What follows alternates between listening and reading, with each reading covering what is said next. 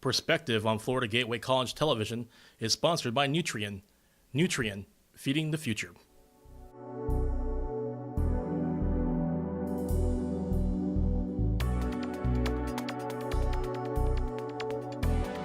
Hello everyone and welcome to Perspective. This is a public affairs presentation of Florida Gateway College. We also like to welcome the listeners on WQHL and WCJX Radio to our program today. My guests on the program represent the Lake City Animal Shelter. We have Jessica Pools, we have Tom Barrett, and Dale Griffin. We're going to talk about what the animal shelter does here in Columbia County to help the stray and the dogs and cats that may be strays in our community. We'll talk about what their role is in animal control. We'll do that when we come back. Don't go away. When I was your age, I was just like you, fascinated by stars.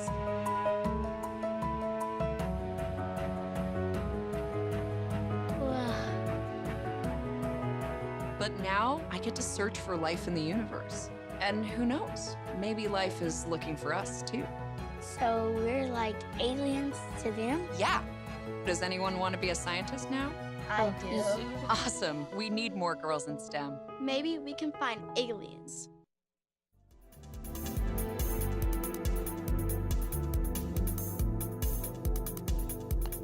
Welcome back to Perspective here on Florida Gateway College Television. Jessica Pools is a supervisor of animal protection for the Lake City Humane Society. Dale Griffin is the assistant facility manager, and Tom Barrett in the center is the facility manager. Welcome to all of you. This is the first time we've had the animal shelter on in quite some time, and I guess the first question for the folks who may not be familiar with what you do is, what does the animal shelter do? Tom, this may be a question for you right off the bat, since you're the facility manager. I think that it's divided into several sections. There's animal protection, which Jessica runs. She's the one that's out making sure that the animals are, what can I say, protected, and they're also that the owners are meeting the laws of the statutes and things like this. There's intake. In other words, when you're bringing an animal in, or when Jessica or her staff brings the animals in, we're intaking them, making sure that they're having their vaccines, and then put into the kennels. Hopefully what we're going to do is find the owners of these animals and return them. And then there's the adoption side of it, that when nobody claims the animals, they've been spayed or neutered, they've been given the rabies shots and a microchip, we get them out for adoption. We've just added a brand new section of it. It's now our surgery clinic. Yes, we are open. We are providing spay-neuter surgeries for the animals that are in our clinic, also the feral cats that are in the community. Let me ask, and anyone can answer this question, how big of a problem are the animal population that is just either feral or they've gotten away, and so how big of a problem is that? I guess what you want to do is take a look at, both sides of it. We've taken less dogs in over the past couple of years. However, the cat population is really it's a county problem. And what we're seeing is that there's not a decrease in the amount of cats, especially during kitten season. We're seeing an abundance, more and more cats that are coming into the facility. The only way that we can control something like this is through spay-neuter, and that's what we're pushing. There's a program called Trap, Neuter, Release, where we're trapping the feral cats, we're bringing them in, sterilizing them, and then releasing them to the public. That is the only way, through any type of facts that we can dig up, that's going to control this. But right now, the biggest problem we have is feral cats. Do you find that, I know that everybody loves cats, or most people love cats, and if they find a stray cat, they feed the stray cat, and then a couple more show up, and so is that how the problem gets exacerbated? Yeah, I think so. I think that cats are going to hang around where the food is. So in which case, if people are having feral cats or strange cats coming up, the tendency is to, oh geez, look at the cat, we need to feed it. Well, the cat's going to stay there. If it's not neutered, for example, a male, he's going to spray the area because he's claiming that as his area. So in which case, then the problem gets exacerbated. Jessica, you're in a different part of what the animal shelter does, and that is finding people who maybe hoard animals. And I think we see, every once in a while you'll see the news and, oh my gosh, she's got 100 cats in the house. Talk a little bit about that, how that problem can get out of hand. A lot of people in this county typically will start with what they call as a rescue. They state that they're starting a rescue at their home. However, they don't have the proper documentation or funding to be able to complete a typical true rescue and provide adequately for all the animals. One of our most recent cases was a hoarding/rescue cruelty and neglect case, which was actually a total of 60 animals we ended up pulling into our facility all in a 24-hour period because they couldn't adequately provide for them. A lot of the animals were in filth, they were underweight, they had different medical issues that weren't addressed. We were able to take these animals in, we've addressed all these issues. These animals have almost doubled in weight, and these are just some of the issues we deal with on a typical day-to-day basis. Now, this just doesn't happen overnight. Does this problem get worse and worse? You got one or two, and the lady down the street says, well, she's taking cats in, so why don't I just drop my cat off there? And so it's not something that just happens, oh my gosh.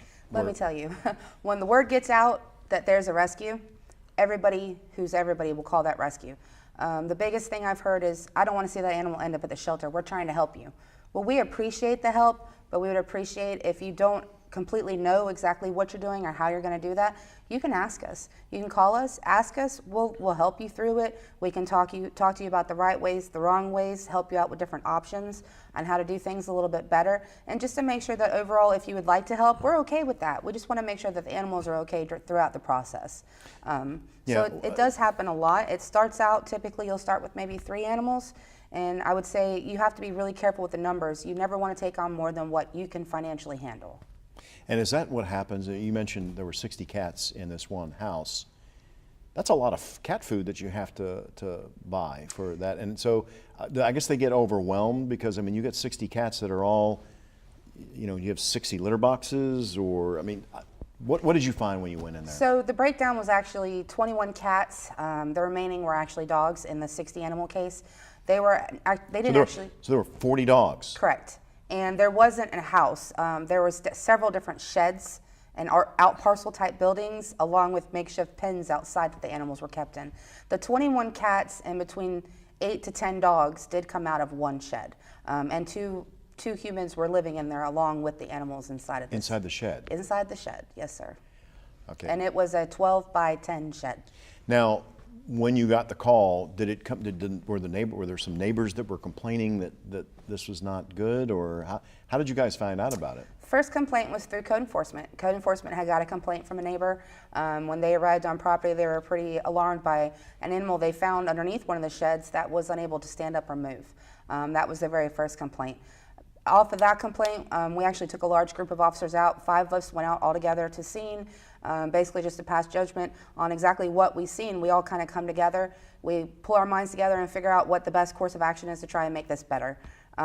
So we started out in, I think it was May or March, trying to work this and to get it into the right working rescue instead of it going down the wrong path. We made some progress, but ultimately we kept getting more and more complaints from different people in the public. People that either resided close to or on the property would complain. We even had them stop us in the street as we're driving down the road, flag the truck down and say, hey, I want to report this house down the road. It's a rescue and this is what's going on. So there were several different revenues as to how we actually got those complaints. And the animals a lot of them have survived? All but one, yes, sir. And that was probably the one that couldn't walk? No, sir. That one we had the owner actually take it to the vet, and the vet did have to put that one down. It was that bad off. So actually 2 of them were unable to survive. Another cat had crashed right after we confiscated it. Crashed pretty bad. Well, and I think when you talk about you don't want the dogs to go to the shelter, is there a misconception about what you guys do? You're not there. I guess everybody thinks euthanasia is what's going to happen, a kill shelter. And I guess that's the last resort. Is that what you would want to tell people, that may have that feeling that, oh no, let's not take them to the shelter? Euthanasia is our very last resort. Our first option is we will evaluate all dogs and cats that come in. If they pass evaluation, we will attempt to place them up for adoption. If for some reason they don't pass on evaluation, our next option is not only we have several prison programs for dogs for training to work out some different obedience problems. We also have foster programs, which can also help with training and obedience and tell us a little bit more about the animals. And then we also use different rescues. We utilize rescues. Rescues are great. You make a phone call, you let them know that you're full, you let them know what issues dogs have and what areas can be worked with and they can improve on. And the rescue can decide whether or not they want that animal. They will come up, take the animal with them. They fully vet it, keep it, train it, and adopt it out to a loving family. Rescues, they're really good. It's a really good opportunity if the rescue is a true rescue. If all else fails, some of us are foster failures. We take them home, we fall in love, we end up with quite a few at the house ourselves. But ultimately, the only option for euthanasia is if they're aggressive, if they're extremely injured and we cannot help them, or no rescue can take the animal on to help them, or if the vet seems that their quality of health is so poor, the best option for them is euthanasia. That is where we're at right now. But the ultimate is going to be if the dog or cat cannot survive. Correct. And so that's going to be the last resort. I think that's a message that you guys really would like to get out there, that you're not the Grim Reaper, as I guess some reputations of some animal shelters get. You know, she mentioned the animal rescue / prison program. I was recently at Columbia Correctional to do a video on that, and there were a couple dogs out there. Talk about that program, because I think that is very unique in that the prisoners kind of adopted this little puppy out there. And Tom, if you would, talk a little bit about what's going on at Columbia Correctional. It's a support program that was started with the correctional program out of Columbia and ourselves, where we furnish them a dog, and it's with the group that's going to Florida Gateway College with the program out there. And what it's all about is when somebody's studying or they're getting upset or something like that, they can go to the dog. It's a support dog, play with the dog. The dog is it's getting socialized by them, and it calms the whole situation. Matter of fact, the correctional officers, some of the classification officers that I've talked with out there have said that this program has just been a hit with the prisoners out there. And the other side of it is the dog is just excelling. They take the dog out when people are coming back from lunch or any of the meals. It's by one of the gates. The guys going back to their dorms stop by, they pet the dog, they talk to the dog. So it's adding a real support network to each one of the people out there. It's been, well, like they say, it's been a real hit for them. Well, you know, and I'm not sure they would want me to say this, but some of the employees out there want to adopt this dog, and they're like, there were 2 or 3 of them that were arguing that I'm going to get him when this is all over, because the dog, I guess, is so adorable. In fact, we actually got to meet the dog while we were out there, but so it's a hit not only with the prisoners who are in the Second Chance Pell program that we're doing out there, but it's also exposing the shelter to the people who work there. Yeah. And I think that's going to be a real big hit for you. We're going to take a break, not to kind of ignore Dale during this first segment, but we're going to get with Dale Griffin, the Assistant Facility Manager, and ask him a couple of questions too when we return on Perspective here on Florida Gateway College Television and WCJX and WQHL. We'll be right back. Leaving hot coals improperly extinguished can cause a wildfire. Hey guys, it's Smokey! It looks as if Smokey is going to use the drown, stir, drown and feel technique. After the first drown, a good start. Next, another drink. And finally, a close feel. Is it cool? Okay. Yeah. Hey Smokey, catch! Oh, my bad, Smokey. Only you can prevent wildfires.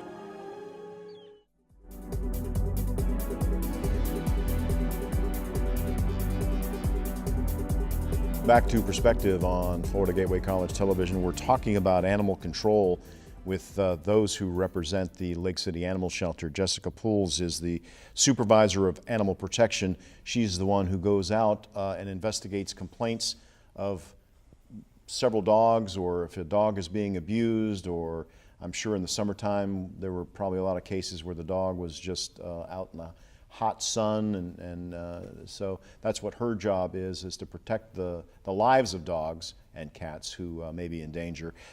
Tom Barrett is the facility manager. He kind of oversees all of the Lake City Humane Society's things that they do, and Dale Griffin is the assistant facility manager. I want to start with Dale, since you didn't say anything in the first segment of the program. When you first started at the animal shelter, what were you expecting when you first started there? Did you have a preconceived notion about what went on there, and were you surprised by anything? I had no idea. When I first started the shelter, nearly 10 years ago now, I was shocked at the number of animals that were euthanized and were left in the shelter, which now, nearly 10 years later, is totally the opposite. Now we don't have to euthanize due to overcrowding. We're back before that was just the normal. On Friday, you had to clear house because on Monday you were going to fill up again. So yeah, that was the most shocking thing for me back in that day. And so things have changed, and the shelter is, and we went up there and we shot. I kind of wish you brought some dogs here today, but here's some video. This is what a typical cage looks like for cats. Now, when you see this kind of stuff, you kind of like, I think I might like to adopt that. So, do you encourage people to come out there and kind of just pet shop? Yeah. Absolutely. And this is kind of like pet shopping. Exactly. Yeah. Now, They can come these and two, look. These two, you would probably want to take both of them, right? Mm-hmm. Absolutely. You can bring your pets and your family to meet the animals at our shelter too. We encourage that to make sure that it's a good fit with what you currently have at your residence. And here's two. Some of these are mutts, but mutts are some of the most appreciative animals that you. Absolutely. Again, when you see these animals, and the tails are wagging, so you know they're happy, and they're they want to be adopted out. I know a friend of mine who's a librarian here for years adopted a pet, and evidently the dog had been abused prior to him adopting her.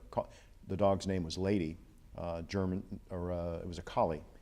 And he fed the dog steak at least once a week because she had had such a hard life prior to being adopted. Got her at the Lake City Animal Shelter, and so again, you can come out, take a look. Now, are you full most days? Yeah, we're full almost all the time. We're moving animals as quickly as we can to get them out of the shelter. We do have what is known as an ambassador program. In which case somebody can come, take the dog out for a walk. They can take them down to Lake Jeffrey, walk them around the place. We also have a program called the Slumber Program, in which case you can take them out overnight, take them home. You can have overnight with the dog so they can spend some time with the family, and in which case you bring them back the very next day. What we're trying to do is get them out of the shelter as much as humanly possible. And that's what we're pushing. Now, where do most of these dogs, now you mentioned you went to do that rescue of all those animals, those 60 animals that were in one facility, but where do most of the pets come from? Or they've just been abandoned in somebody's neighborhood, or are they running wild? How do you come by these animals? The majority of our animals are stray at large on the roadways. And now where do they come from? Are they just dogs or cats that somebody has said, I can't keep up with it anymore, I'm just going to let it go? This is more to the unconfined animals that run at large throughout the county, that people that don't hear or don't know about the ordinances that state you have to keep your animals confined at all times. Animals that are unaltered tend to roam. It doesn't matter what kind of confinement you have them in, they will break free to get after that female and he. Yeah, so when you say aren't altered, spayed or neutered is what you're talking about, and so I'm not going to say it's human nature, it's animal nature, Yes. that they want to breed. And when a dog or a cat goes into heat, then that attracts other males. And so you may see a lot of males in one neighborhood because there's a dog in heat. And so that's where a lot of this roaming comes from, correct? Yes, sir. You're actually not allowed to keep an animal outside that is in heat without somebody out there actually watching her. She's supposed to be inside of an enclosed structure to prevent breeding with unaltered or unneutered males. Males can smell the female in heat for up to 8 to 10 miles depending on the wind for that day. So believe it or not, it might not be your neighbor's dog. That dog could have came from several blocks away. A lot of calls are based off of males running at heat. Not only are they after that female that you don't want them to breed your female, they're also extremely aggressive. They pose a threat to just about anybody or anything that comes near them. That includes livestock, children, and other animals. They are very aggressive protecting that female in heat, which again is just animal nature. But it's something that as humans we can alter these animals we don't intend to breed to better not only protect your animal but protect others around you as well.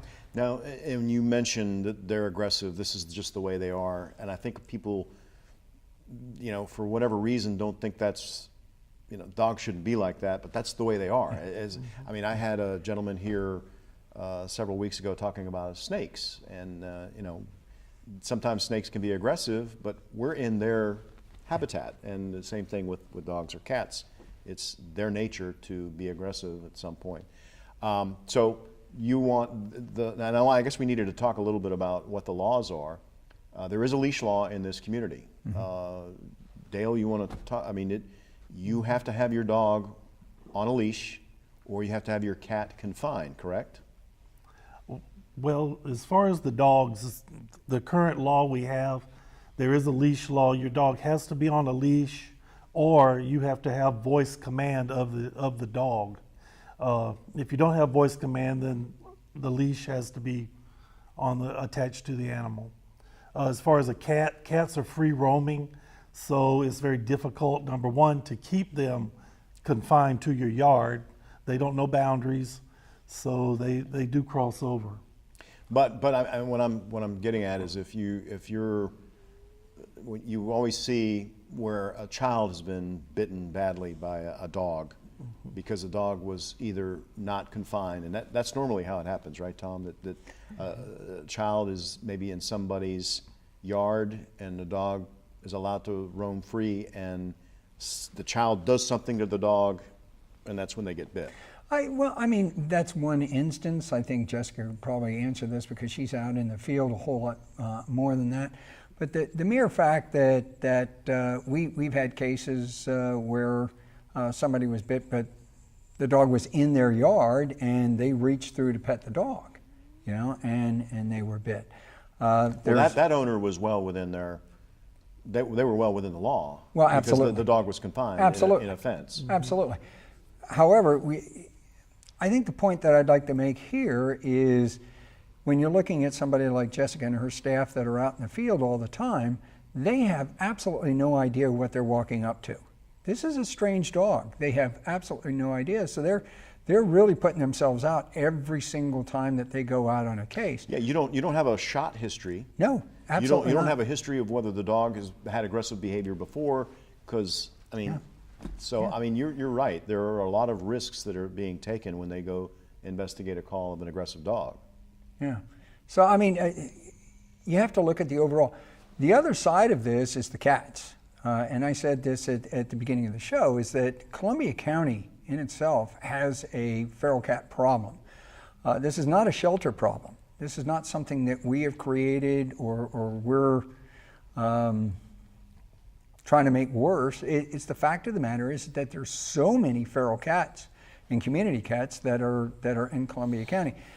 Now, if you take, let's use a round figure of 1,000. There's a whole lot more than that, but 1,000, and half of them being female. Each one of those females, on the average, will have 7 kittens a year.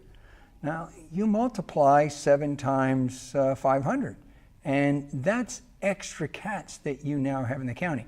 75% of those won't make it through the first year, whether it's disease, predator that gets to it, or whatever the case may be. But still, that's 25% that's going to make it.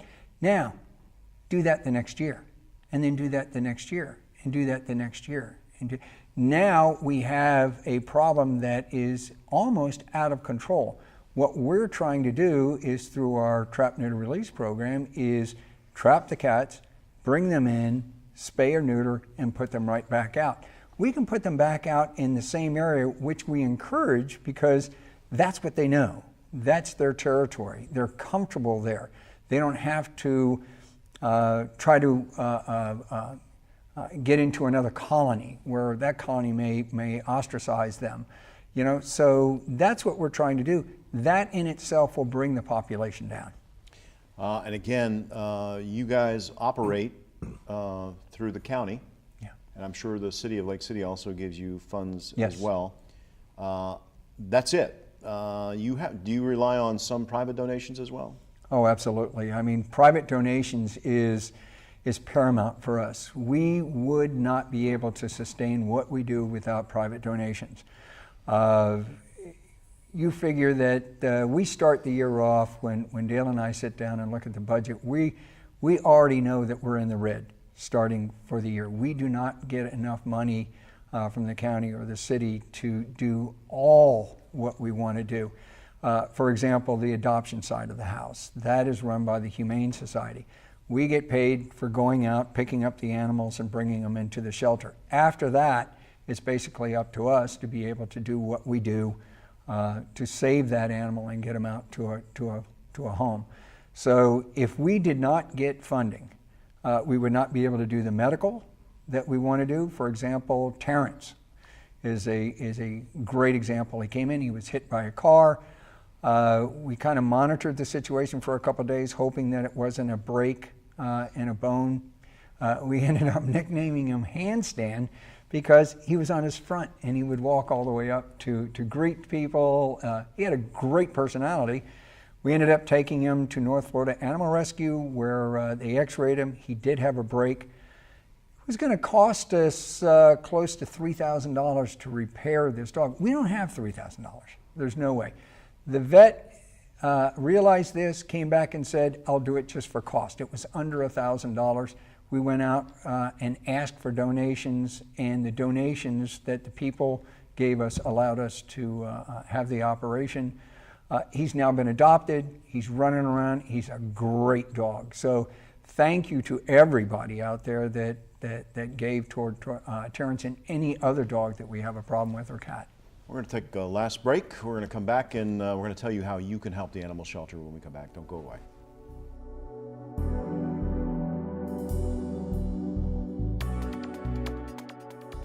Hey, you. Yeah, you. Getting that college education? What are you gonna do? Graduate and take some office job? Be like everybody else? Or will you dare do something different? Like, be a teacher. You could be my teacher. You got the skills. The smarts? Yes, you. You could be the teacher I never forget. That'd be cool. Does that corporate job even have recess? What are you gonna make of yourself?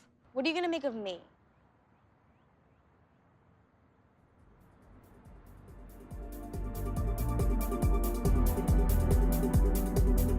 Perspective, we appreciate you guys coming on and talking about the Lake City Animal Shelter and the Humane Society. If you would like to help, if you'd like to volunteer, if you'd like to make a donation, this is the address. They'll take a check in the mail. If you want to volunteer there, if you're a student in high school, want to volunteer, think you may want to be a vet when you get out of college, 752-3191. Email them, info@lakecityhumane.org, or go onto their website, lakecityhumane.org. Guys, we appreciate what you do for Columbia County and trying to save as many animals as you can from the death of euthanasia, and we hope you will help them. Until next time, I'm Mike McKee. So long.